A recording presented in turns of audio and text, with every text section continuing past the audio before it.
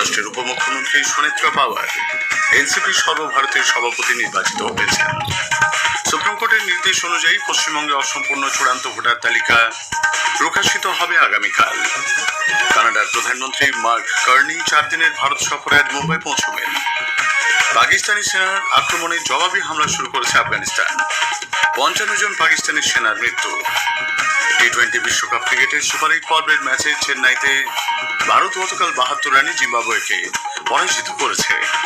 এই পর্বের গুরুত্বপূর্ণ ম্যাচে আজ ইংল্যান্ড নিউজিল্যান্ডের বিরুদ্ধে খেলবে। আসছি বিস্তারিত খবরে। প্রধানমন্ত্রী নরেন্দ্র মোদী আজ সকালে ভিডিও কনফারেন্সিং এর মাধ্যমে বিকশিত ভারতের জন্য প্রযুক্তি, সংস্কার এবং অর্থ শীর্ষক বাজেট পরবর্তী ওয়েবিনারে ভাষণ দেবেন। সরকারি মূলধন বিনিয়োগ পরিকাঠামো, ব্যাংকিং ক্ষেত্রে সংস্কার, আর্থিক ক্ষেত্রের গঠনগত অবস্থা, মূলধনী বাজার এবং কর সংস্কারের মাধ্যমে জীবনযাত্রা সহজ করার মতো বিষয়গুলি ওয়েবিনারে আলোচিত হবে। 2026-27 কেন্দ্রীয় বাজেট থেকে উঠে আসা মূল ভাবনাগুলির উপর আয়োজিত বাজেট পরবর্তী ওয়েবিনার সিরিজের এটি প্রথম। এই ওয়েবিনারগুলির লক্ষ্য অতীত অভিজ্ঞতা থেকে শিক্ষা নেওয়া এবং অংশগ্রহণকারীদের কাছ থেকে প্রতিক্রিয়া গ্রহণ। ভারত ও ইসরায়েলের মধ্যে সাংস্কৃতিক আদান প্রদান, ভূতাত্ত্বিক খনন কার্য, মৎস্য, জলসম্পদ, ইউপিআই এবং কৃত্রিম বুদ্ধিমত্তার ব্যবহারের মাধ্যমে শিক্ষাক্ষেত্রে উন্নয়নের মতো বিষয়ে সমঝোতা স্মারকপত্র মৌ বিনিময় হয়েছে। প্রধানমন্ত্রী নরেন্দ্র মোদী এবং ইসরায়েলের প্রধানমন্ত্রী বেনিয়ামিন নেতানিয়াহুর মধ্যে প্রতিনিধি পর্যায়ের বৈঠকের পর মৌ বিনিময় হয়। সাংবাদিকদের কাছে এক বিবৃতিতে শ্রী মোদী জানিয়েছেন, ভারত ইসরায়েল সম্পর্ক গভীর বিশ্বাসের উপর দাঁড়িয়ে আছে, যেখানে দুদেশই গণতান্ত্রিক মূল্যবোধ এবং মানবিক সংবেদনশীলতাকে গুরুত্ব দিয়ে থাকে। উভয় দেশের মধ্যে এই সম্পর্ক বিভিন্ন সময়ে নানা চ্যালেঞ্জের মধ্যে দিয়ে গেছে এবং উভয় পক্ষই এক ঐতিহাসিক সিদ্ধান্তে এই অংশীদারিত্বকে বিশেষ কৌশলগত অংশীদারিত্বে উন্নীত করার সিদ্ধান্ত নিতে পেরেছে।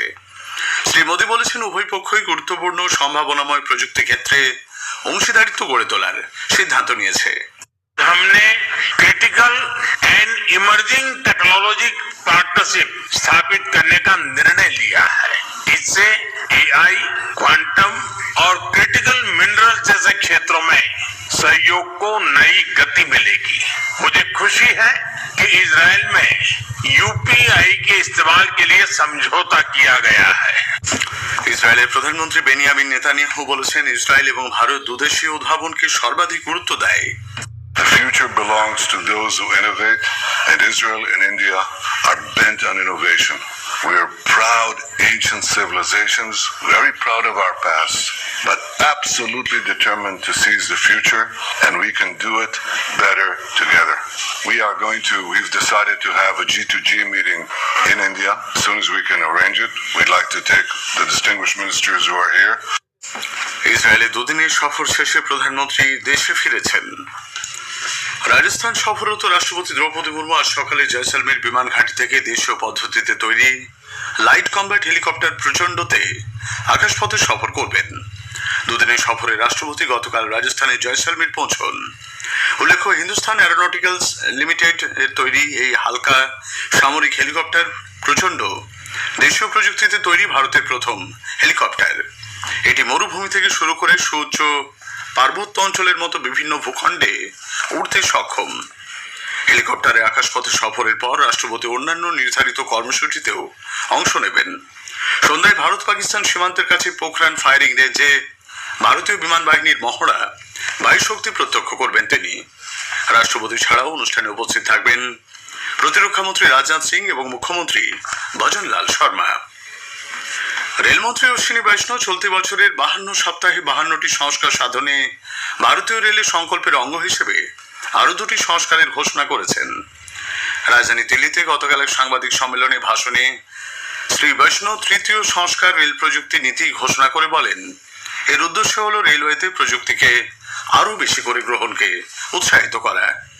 रेल टेक बेसिकली रेलवे में टेक्नोलॉजी का मैसिव यूज हो और रेलवे में टेक्नोलॉजी इजीली आ सके। स्पेशली हमारे जो स्टार्टअप्स हैं, they should be able to connect with railways in a very systematic way, very meaningful way. तो जो लोग हमारे स्टार्टअप्स हैं, जो हमारे रिसर्चर्स हैं और जिनके पास भी टेक्नोलॉजिकल आइडिया है, वो लोग रेलवे के साथ जुड़ सके। इस एम के साथ रेल टेक पॉलिसी स्टार्ट किए। মহারাষ্ট্রের উপমুখ্যমন্ত্রী সুনেত্রা পাওয়ার সর্বসম্মতিক্রমে ন্যাশনালিস্ট কংগ্রেস পার্টি বা এনসিপি সর্বভারতীয় সভাপতি নির্বাচিত হয়েছেন। মুম্বাইয়ের ওর্লিতে গতকাল এনসিপি জাতীয় সম্মেলন 2026-এ এই সিদ্ধান্ত গৃহীত হয়। প্রয়াত অজিত পাওয়ারের পুত্র পার্থ পাওয়ারকে দল রাজ্যসভা নির্বাচনে প্রার্থী করেছে। খবর শুনছেন আকাশবাণী থেকে।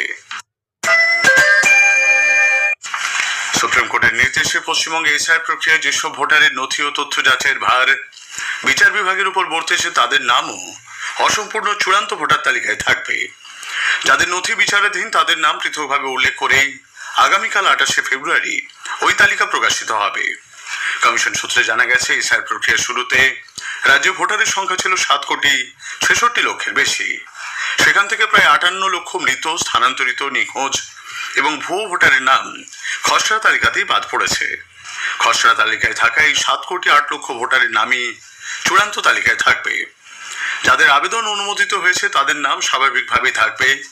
যাদের নাম বাদ যাচ্ছে তাদের নামের পাশে ডিলিট শব্দটি উল্লেখ থাকবে বলে মুখ্য নির্বাচনী আধিকারিক মনোজ কুমার আগরওয়াল জানিয়েছেন।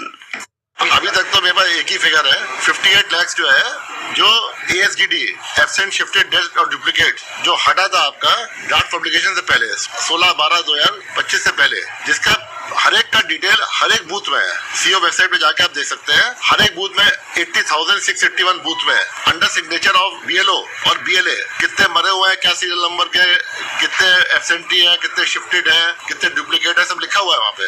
इसके बाद जो होगा 28 तारीख को ही मालूम पड़ेगा। हमारा काम चल रहा है कि कितने अब इस लिस्ट में आते हैं। কানাডার প্রধানমন্ত্রী মার্ক কার্নি 4 দিনের সরকারি সফরে আজ ভারতে আসছেন। বিদেশ মন্ত্রক এক বিবৃতিতে জানিয়েছেন, প্রধানমন্ত্রী কার্নি আজ মুম্বাই পৌঁছবেন এবং আগামী 2 দিন তিনি সেখানে আলাদা আলাদা বাণিজ্যিক কর্মসূচিতে ভারতীয় ও কানাডার বিভিন্ন কোম্পানির সিইও এবং শিল্প আর্থিক জগতের বিশেষজ্ঞদের সঙ্গে মিলিত হবেন।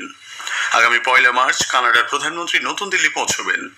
হায়দ্রাবাদ হাউসে প্রধানমন্ত্রী নরেন্দ্র মোদী এবং কানাডার প্রধানমন্ত্রী প্রতিনিধি পর্যায়ের বৈঠক করবেন। বিদেশমন্ত্রী ডক্টর এস জয়শঙ্কর বলেছেন যে সন্ত্রাসবাদ মানবাধিকার লঙ্ঘনের সবচেয়ে গুরুতর দৃষ্টান্তগুলির অন্যতম। গতকাল জেনেভায় রাষ্ট্রসংঘের মানবাধিকার পরিষদে ভিডিও লিঙ্কের মাধ্যমে এক ভাষণে শ্রী জয়শঙ্কর বলেন, সন্ত্রাসবাদের সপক্ষে কোনো যুক্তি থাকতে পারে না। বুধবার মানবাধিকার পরিষদের 61তম অধিবেশনে তিনি বলেন, সমগ্র বিশ্ব বর্তমানে সংঘাত, বিভাজন এবং অনিশ্চয়তায় ভরা। ভারতের মধ্য থেকেও সকলের জন্য একটি সাধারণ ভিত্তিভূমি সন্ধানের চেষ্টা চালাচ্ছে। শ্রী জয়শঙ্কর রাষ্ট্রসংঘ এবং মানবাধিকার পরিষদকে সন্ত্রাসবাদী কার্যকলাপের বিরুদ্ধে আপোষ না করার নীতি গ্রহণের আহ্বান জানান। পাঞ্জাবের রাজ্যপাল তথা কেন্দ্রশাসিত অঞ্চল চণ্ডীগড়ের প্রশাসক গুলাবচাঁদ কাটারিয়া চণ্ডীগড়ের কারা বিভাগে জেল ওয়ার্ডের গ্রুপ সি পদে নিয়োগের জন্য প্রাক্তন অগ্নিবীরদের 20% সরাসরি সংরক্ষণে অনুমোদন দিয়েছেন। কেন্দ্রীয় স্বরাষ্ট্র সমবায় মন্ত্রী অমিত শাহের একটি চিঠির প্রেক্ষিতে এই অনুমোদন দেওয়া হয়েছে। প্রধানমন্ত্রী নরেন্দ্র মোদী আজ স্বাধীনতা সংগ্রামী চন্দ্রশেখর আজাদের শহীদ দিবসে তার প্রতি শ্রদ্ধা নিবেদন করেছেন। আফগানিস্তান গত রাতেই ডুরান্ট লাইন সীমান্ত অঞ্চলে পাকিস্তানি বিমান হামলার জবাবি আক্রমণ শুরু করেছে। এক প্রেস বিবৃতিতে আফগানিস্তানের প্রতিরক্ষা মন্ত্রক জানিয়েছে, এই হামলায় মোট 55 জন পাকিস্তানি সেনা প্রাণ হারিয়েছে।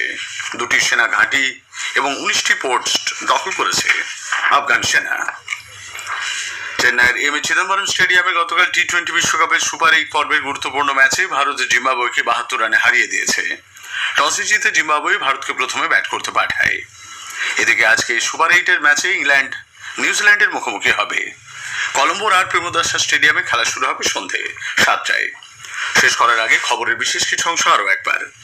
প্রধানমন্ত্রী নরেন্দ্র মোদী ভিডিও কনফারেন্সিং এর মাধ্যমে আজ বিকশিত ভারতের জন্য প্রযুক্তি সংস্কার এবং অর্থ শীর্ষক বাজেট পরবর্তী ওয়েবিনারে ভাষণ দেবেন। মহারাষ্ট্রের উপমুখ্যমন্ত্রী সুনেত্রা পাওয়ার এনসিপির সর্বভারতীয় সভাপতি নির্বাচিত হয়েছেন। খবর শেষ হলো।